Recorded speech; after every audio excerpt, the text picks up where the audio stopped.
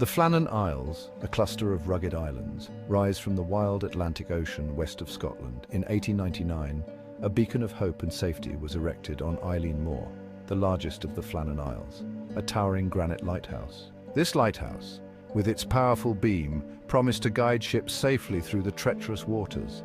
The construction of the lighthouse was a remarkable feat of engineering. It took immense effort to transport materials and build on such a remote and challenging location. The lighthouse, once completed, was manned by a team of 3 keepers. Their duty was vital, ensuring the constant operation of the light, a lifeline for vessels navigating the treacherous seas. These men lived in isolation, their world confined to the small island and the vast ocean surrounding them. The keepers, despite the isolation, took pride in their work. The safety of countless sailors rested on their shoulders, and they never took this responsibility lightly. In December of 1900, the Flannahan Isles lighthouse was manned by 3 experienced keepers. James Duckett, the principal keeper, was a seasoned veteran of the sea.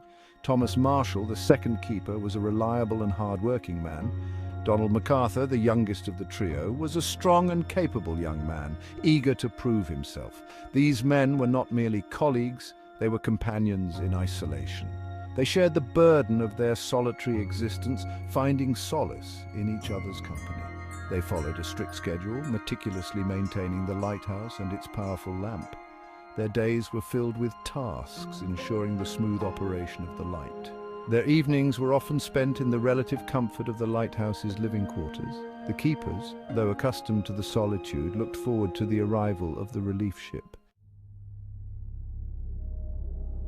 On December 15, 1900, the lighthouse tender Hesperus approached Eilean Moor. The crew noticed an unsettling silence.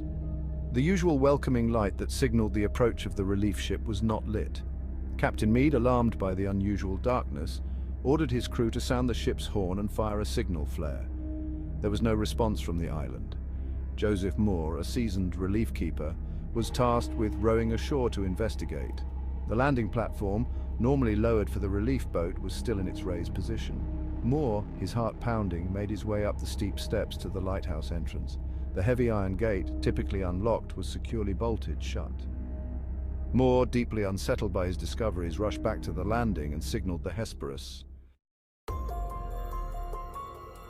Upon receiving Moore's signal, Captain Meade and a small party cautiously made their way ashore. The scene that greeted them inside the lighthouse was both baffling and unsettling. The living quarters were in disarray, a stark contrast to the usual orderliness maintained by the keepers. The beds were unmade and personal belongings lay scattered about, suggesting a hasty departure. The logbook, usually meticulously maintained, held the last entry on December 15th, 9 days earlier. The entry, made by Thomas Marshall, hinted at nothing unusual. The condition of the lighthouse and the disappearance of the keepers painted a picture of a sudden and unexplained event. The lighthouse keepers vanished without a trace, leaving behind a mystery that has captivated and baffled the world for over a century. The investigation revealed further curious details. The disappearance of the Flannahan Isles lighthouse keepers sparked a flurry of theories and speculation. Some believe a rogue wave, a monstrous wall of water, swept the keepers away while they were tending to storm damage. Others point to the possibility of a tragic accident, perhaps involving a fall from the treacherous cliffs. The remote location and the lack of concrete evidence have allowed these theories to flourish. Some whispers suggest a more sinister explanation, though there is no evidence to support foul play. The isolation of the island and the stresses of lighthouse duty could have led to a confrontation amongst the keepers. The possibility of kidnapping by foreign agents was also considered, though no concrete evidence ever surfaced. Perhaps the most enduring theory, fueled by local folklore, is that the keepers fell victim to the supernatural forces said to inhabit the island. The mystery of the Flannahan Isles lighthouse keepers continues to intrigue and baffle to this day.